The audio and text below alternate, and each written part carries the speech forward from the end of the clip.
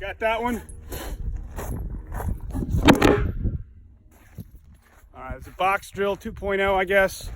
2 targets, 5 yards away, 5 yards apart, 7 yards away, to the body on one to the head on the other one, reload. 2 to the head, 2 to the body on this one to the head on the other one.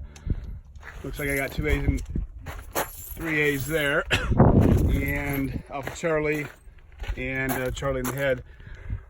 267 there. I did a 310 right away with a normal draw. I knew if I was going to go sub 3, I had to pull out the scoop draw and push a little bit. It took me a few times for that one, but got to challenge yourself every now and then.